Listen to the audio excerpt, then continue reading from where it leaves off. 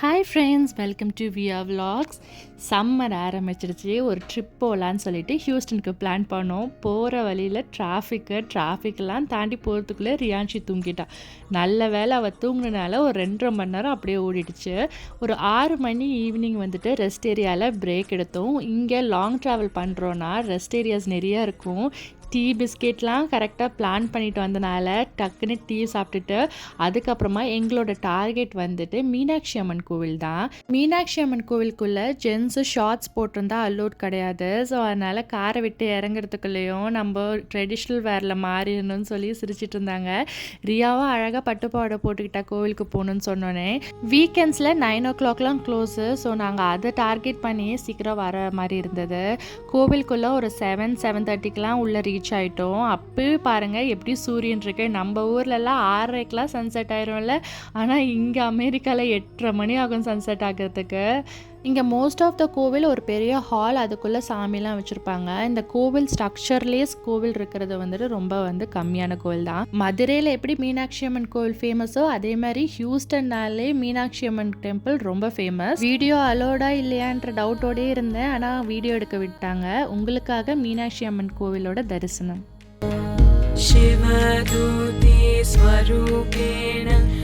சாமிலாம் நல்லா கும்பிட்டு மன நிறைவோடு இருந்தது. அங்கே கொஞ்ச நேரம் உட்காந்து மெடிடேஷன் பண்ணிகிட்டு இருந்தேன். கிட்ஸ் எல்லாம் ஸ்டோன் பேப்பர் சிசர் விளையாட ஆரம்பிச்சிட்டாங்க. கிட்ஸுக்கு வெளியில் போகிறது என்டர்டெயின்மெண்ட்டோ இல்லையோ, எல்லாரும் சேர்ந்து இருக்கிறது என்டர்டெயின்மெண்ட். நாங்கள் பேசிகிட்டு இருந்தோம் இதோட ஆர்கிடெக்சர்லாம் எவ்வளோ அழகாக இருக்குதுன்னு சொல்லிட்டு. கொஞ்ச நேரம் கழிச்சு இந்த கோவிலுக்குள்ளேயே இருக்கும் போது நான் இந்தியாவில் இருக்கேனா இல்லை யூஎஸில் இருக்கேனான்றே எனக்கு கன்ஃபியூஷன் ஆகிடுச்சு. ஏன்னா அப்படி இருந்தது. நைட்டு பார்த்திங்கன்னா 10 மணி ஆகிடுச்சு வெளில வரத்துக்கு. இங்கே எல்லா ஹோட்டலும் 10 மணிலே க்ளோஸு. இந்த ஒரு ஹோட்டல் தான் 10:30 வரையும் இருந்தது. நாங்கள் 10 மணிக்கு போய் இத்தனை பேரும் உட்காந்தோன்னே அந்த ஹோட்டல்காரங்க என்னடா க்ளோசிங் டைமில் இவ்வளோ கூட்டம்னு பார்த்தாங்க. ஸோ வெஜ் வர்சஸ் நான் வெஜிடேரியன் பாருங்கள். வெஜ்ஜுக்கு 4 பீப்புள் தான், நான் வெஜிடேரியன் தான் இந்த சைடு ஃபுல்லாகவே. சாப்பாடெலாம் ஆர்டர் பண்ணிவிட்டு சாப்பிட்டுட்டோம். அதுக்கப்புறமா நாங்கள் ஹோட்டலுக்குள்ளே செக்இன் பண்ணுறதுக்கு லேட் ஆகுன்றதை ஃபோன் பண்ணியும் இன்ஃபார்ம் பண்ணிட்டோம். நாங்கள் எங்கே ஸ்டே பண்ணியிருந்தோன்னா லாபோட்டியில் இருக்க ஹாலிடே இன் எக்ஸ்பிரஸ். இது கொஞ்சம் ரீசனபிளான ப்ரைஸ் இருந்தது. காலையில் சூடாக டீ போட்டு குடிச்சிட்டு அடுத்த நாளுக்கு தெம்பாக கிளம்பியாச்சு. அடுத்த நாள் என் ரூட் டு கேல்வெஸ்டன் தான். கேல்வெஸ்டன் ரீச் ஆனோடனே ஃபர்ஸ்ட் நாங்கள் டக்டூர் தான் போகலான் இருந்தோம். ஸோ டக்டூர் எங்கே இருக்குன்னா ப்ளஷர் பியர் பக்கத்துலேயே. நாங்கள் ப்ளஷர் பியர் சும்மா வெளியிலேருந்தே பார்த்துட்டு அதுக்கு பக்கத்தில் இருக்க பீச்சையும் வெளியிலேருந்தே பார்த்துட்டோம். வந்துட்டோம் கேல்வெஸ்டன் ப்ளஷர் பை பக்கத்தில் டக்டூர் இருக்குது, இல்லைன்னா டால்ஃபின் டூர் இருக்குது. சூப்பராக எனக்கு வந்தோடனே பீச்சை பார்த்தோம். அங்கே இருக்கிறது ஹெலிகாப்டர் ரைடு. டக்டூர் கேல்வெஸ்டானை சுற்றி காட்டும். அதே மாதிரி கொஞ்சோட வாட்டரில் போகுவாங்களாம். ஆனால் டால்ஃபின் டூர் ரொம்ப நல்லா இருக்கும்னு ஏற்கனவே ஹியூஸ்டன் போயிட்டு வந்தவங்க சொன்னனால நாங்கள் பே வாட்ச் டால்ஃபின் டூர் போகலான்னு சொல்லிட்டு பிளான் பண்ணியாச்சு. கேல்வெஸ்டனோட டவுன் டவுனோட ஆர்கிடெக்சர் ரொம்ப அழகாக இருந்ததுங்க. இவ்வளோ அழகான பில்டிங்ஸ்லாம் பார்த்தோம். ஸ்ட்ரெயிட்டாக நாங்கள் எங்கே போனோன்னா பே வாட்ச் டால்ஃபின் டூருக்கு ஆன்லைன்லேயே டிக்கெட் எடுத்துகிட்டு போயாச்சு. 12:30 மணிக்கு தான் எங்களோட நெக்ஸ்ட் இருந்தது ஸ்லாட்டு. லைவாக நான் மைக்கில் பேசுனது கேட்குறீங்களா? இப்போ நாங்கள் டிக்கெட் எடுத்துட்டோம். 12:30 எங்களுக்கு ஃபர்ஸ்ட் ஆளாக நாங்கள் நின்றுட்டோம். ஸோ இப்போ போட் பண்ண வேண்டியது தான். ஹியூஸ்டன் ட்ரிப்பில் லைவாக தான் நான் வாய்ஸ் ஓவர் பண்ண போகிறேன்னு சொல்லிட்டு மைக்கெலாம் வாங்கிட்டு போனால் மைக்கோட கிளாரிட்டி நல்லா இல்லை. இது எப்போ தெரிஞ்சதுன்னா நான் வீட்டுக்கு வந்ததுக்கப்புறம் தான் தெரிஞ்சுது. ஸ்டார்டிங்கில் இந்த போட்டில் போகிறது ரொம்ப ஸ்மூத்தாக இருந்தது. கொஞ்சம் தூரம் கடலுக்குள்ளே போகணுன்னா செம்ம ஃபாஸ்ட்டாக போக ஆரம்பிச்சிட்டாங்க. என்ன சொல்கிறாங்கன்னா ஃபோனெல்லாம் பத்திரம், நிறைய பேரோட ஃபோன் கடலில் விழுந்திருக்குன்னு சொன்னோன்னே நான் vlog எடுக்கிறதா இல்லை ஃபோனை பார்க்குறதான்னு இருந்தது. அப்புறமா சூப்பராக டால்ஃபின்ஸ் பார்த்தோம். எல்லாத்தோட லாங் வீடியோவும் அடுத்தடுத்து வருது. ஸோ மிஸ் பண்ணாமல் பார்க்குறதுக்கு நம்ம சேனலை சப்ஸ்கிரைப் பண்ணி வச்சுக்கோங்க. எவ்வளோ அழகாக இருக்குல்ல டால்ஃபினை போய் கடல்லே பார்க்குறதுக்கு. நான் ஃபுல்லாக நினைஞ்சிட்டு வந்துட்டேன். அவ்வளோ தண்ணி மேலே அடிச்சுது. பே வாட்ச் டால்ஃபின் டூர் எக்ஸ்பெக்ட் பண்ணதோட ரொம்பவே நல்லா இருந்தது. டால்ஃபின்ஸ் மட்டும் இல்லை, 100 வருஷம் பழமையான ஷிப்ஸ் எல்லாம் கூட பார்த்தோம். ட்ராமா பார்த்தா உங்களுக்கு என்ன ஞாபகம் வருது சொல்லுங்கள்.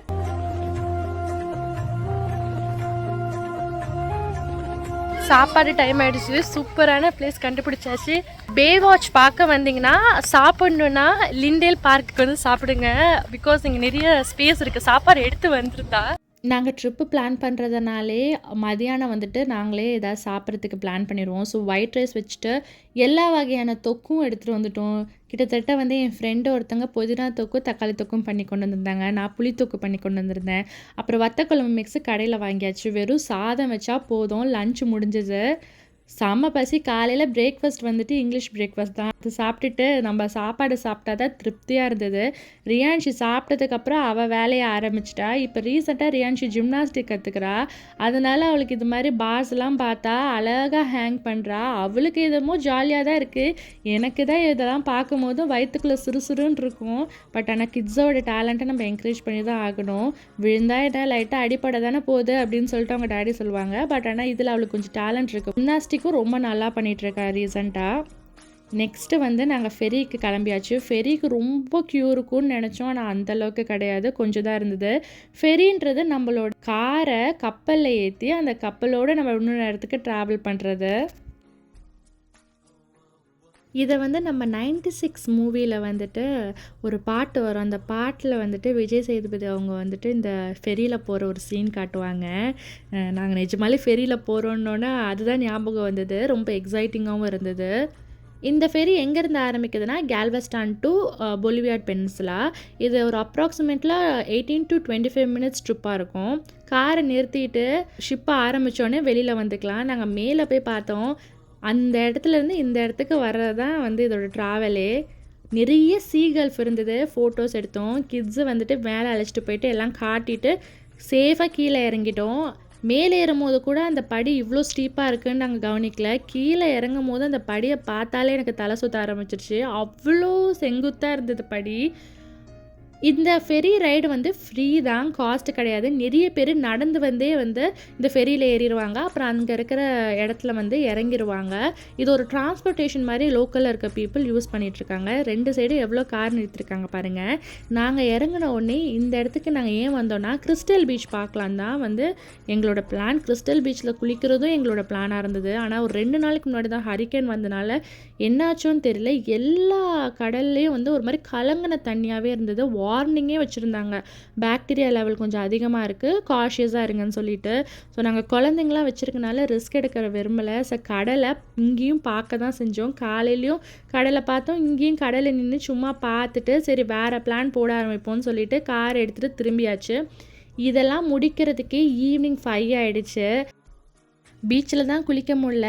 சரி நம்ம நெக்ஸ்ட் இடத்துக்கு கிளம்பிடலான்னு கிளம்பிட்டோம். ஃபெரியில் தான் நம்ம திருப்பியுமே கேல்வெஸ்டான் போகணும். ஸோ வந்த மாதிரியே திருப்பி காரை எடுத்துகிட்டு போயிட்டு ஃபெரியில் வந்து நம்ம காரை நிறுத்தி அப்புறம் ஃபெரியில் அழைச்சிட்டு போனாங்க.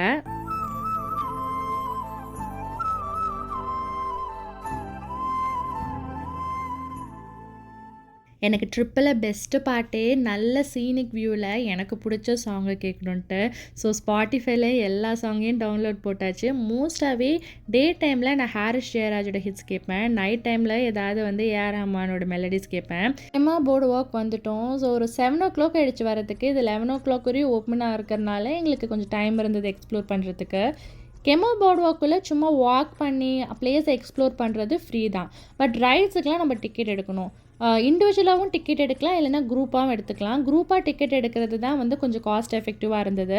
அப்புறமா நாங்கள் ரைடில் போக ஆரம்பிச்சிட்டோம். குழந்தைங்களுக்குலாம் சின்ன ரைடு, பெரியவங்களும் பெரிய ரைட்லலாம் போய் என்ஜாய் பண்ணோம். முன்னாடியெல்லாம் எனக்கு இந்த அட்வென்ச்சர் ரைட்ஸ்லாம் ரொம்ப பிடிக்கும். இப்போல்லாம் ரொம்ப பயமாக இருக்குது. இதில் ஏறிட்டு நான் கற்றுன எனக்கு தான் தெரியும். அதுக்கப்புறம் ரியான்ஷி வரும்போதும் இந்த கேரசலில் லைட்டு போட்டிருக்காங்க, ரொம்ப அழகாக இருக்குதுன்னு திருப்பி அழைச்சிட்டு வந்தேன். கெமா போர்டு வாக் தரோவாக என்ஜாய் பண்ணோம். ஒரே ஒரு விஷயம் என்னென்னா ரொம்ப கூட்டம் இருந்தனால நிறைய ரைட்ஸ் கவர் பண்ண முடியல. ஆனால் கொடுத்த காசுக்கு நல்லாவே என்ஜாய் பண்ணியாச்சு. அன்றைக்கி எங்கள் ஃப்ரெண்டுக்கு பர்த்டே. ஸோ சர்ப்ரைஸாக கேக் கட் பண்ணோம். கேக் கட் பண்ணி முடிச்சுட்டு அதுக்கப்புறம் கொஞ்சம் கேக் சாப்பிட்டுட்டு அடுத்த நாளைக்கு கேக் எடுத்து ஃப்ரிட்ஜில் வச்சாச்சு. இந்த நைட்டு 12 மணின்றனால ஃபுல்லாக சாப்பிட முடியல. காலையில் எங்களுக்கு பிரேக்ஃபாஸ்ட் அங்கே காம்ப்ளிமெண்ட்ரி தான். சரி அங்கேயே பிரேக்ஃபாஸ்ட்லாம் சாப்பிட்டுட்டு நாசாக்கு கிளம்பிட்டோம். 10 மணிக்கு டார்கெட் பண்ணோம், ஆனால் 10:30 ஆகிடுச்சு. நாசாக்கு கிளம்பிட்டோங்க. 10 மணிக்கு அங்கே இருக்கிறதா பிளானு. ஒரு 15 minutes டிலே இருக்குது. ஸோ இப்போ நாசா போயிட்டு நாசா எப்படி இருக்குன்னு பார்க்கலாம். ரொம்ப நாள் ஆசை இந்தியாவில் இருக்கும் போதும் நாசா எப்படி இருக்குன்னு பார்க்கணுன்னு சொல்லிட்டு நான் சொல்லிகிட்டே இருப்பேன். நாங்கள் பக்கத்துலேயே இருந்தாலும் இவ்வளோ நாள் ஆகிடுச்சு வந்து பார்க்குறதுக்கு. நாசா போனோன்னே ஃபஸ்ட்டு வேலையாக நேற்று கட் பண்ண கேக்கை எல்லாருக்கும் கட் பண்ணி டிஸ்ட்ரிபியூட் பண்ணது தான். தெம்பா சாப்பிட்டுட்டு தெம்பா நடக்கலாம் அப்படின்னு சொல்லிட்டு இருந்தோம். கிட்ஸு தான் ரொம்ப எக்ஸைட்டடாக வெயிட் பண்ணிட்டு இருந்தாங்க உள்ளே போய் சுற்றி பார்க்க. ஹியூஸ்டன் ஸ்பேஸ் சென்டர் உங்களை அன்போடு வரவேற்கிறது. வெளியிலேயே இந்த ஏர்க்ராஃப்ட் வச்சுருந்தாங்க. முன்னாடி இன்னும் ஃபோட்டோ எடுக்கணும் வரும்போது நினச்சோம், ஆனால் மறந்துட்டோம். ஸோ இந்த ஸ்பேஸ் சென்டருக்குள்ளே போகும்போதும் ஃபோட்டோ எடுத்தாங்க. அதுக்கப்புறமா வெளியில் வரும்போது எடிட் பண்ணி அந்த ஒரு ஃபோட்டோஸ்க்கும் வந்து பேக்கேஜ் $40ன்னு போட்டிருந்தாங்க. நான் சொன்னேன், எல்லாரும் $1 என்கிட்ட கொடுத்துருங்க, நான் உங்களுக்கு எடிட் பண்ணி கொடுத்துட்றேன் அப்படின்னு சொல்லிட்டு. எடிட்டிங் கற்றுக்கிட்டனால இந்த வேலையெல்லாம் கொஞ்சம் ஈஸியாக இருக்குது. அதுலேருந்து விழுந்த எரிக்கல், அப்புறம் வந்து ஆஸ்ட்ரோனட்டோட சூட்டு, அதுக்கப்புறம் கேம்ஸு, அதாவது கேம்ஸும் பார்த்திங்கன்னா டாக்கிங் ஸ்டேஷன் அது மாதிரி கேம்ஸு, அப்புறம் ஸ்பேஸ் சென்டரில் எப்படி இருப்பாங்க அந்த எல்லாமே டீட்டெயிலாக வச்சுருந்தாங்க. நாங்கள் மெயினாக போனதே மூணை தொட்டு பார்க்குறதுக்கு தான். போயிட்டு மூணை தொட்டு பார்க்கும்போது அவ்வளோ ஹாப்பிங்க. நினச்சி கூட பார்க்க முடியல, நிலாவில் இருக்க ஒரு கல்லை நம்ம இங்கே பூமியிலேருந்து தொட்டு பார்க்குறோன்றது. அதுக்கப்புறமா மார்ஸில் இருக்கிற ஒரு சின்ன கல்லையை எடுத்து தொட்டு பார்க்குறதுக்கு வச்சுருந்தாங்க. இந்த வர்ச்சுவல் ரியாலிட்டிக்கு நிறைய கூட்டம் இருந்தது. ஸோ இதுக்கு போகலை, நாங்கள் ஒன்றுக்கு எல்லாரும் சேர்ந்து ஒன்றா உட்காந்து போனோம். அது பேர் நான் மறந்துட்டேன், பட் ரொம்ப நல்லா இருந்தது. நம்மளே ஒரு ஸ்பேஸுக்குள்ளே போயிட்டு வர மாதிரி ஒரு எஃபெக்ட் கொடுத்தது அந்த கேமை. நெக்ஸ்ட் நாங்கள் மார்ஸையும் தொட்டு பார்த்துட்டோம். இது அப்போலோ 17 வந்து லான்ச் பண்ண இடம். இது அப்படியே ப்ரிசர்வ் பண்ணி வச்சுருக்காங்க. சீட்டெல்லாம் கூட எதுவுமே மாற்றல, அப்படியே வச்சுருக்காங்க. ஒரு ஹிஸ்டாரிக்கல் மூமெண்ட் நடந்த இடத்துக்கே போயிட்டு வந்துட்டோம். வெளியில் நின்று இருந்த ஸ்பேஸ் கிராஃப்ட்டு வெளியிலேருந்து பார்க்குறதுக்கு தான் அழகாக இருந்தது. உள்ளே ஒன்றும் இல்லை, சின்ன சின்ன பொருள் தான் இருந்தது. மெயினாக அங்கே பிளாக் பாக்ஸ் இருந்தது பார்க்குறதுக்கு.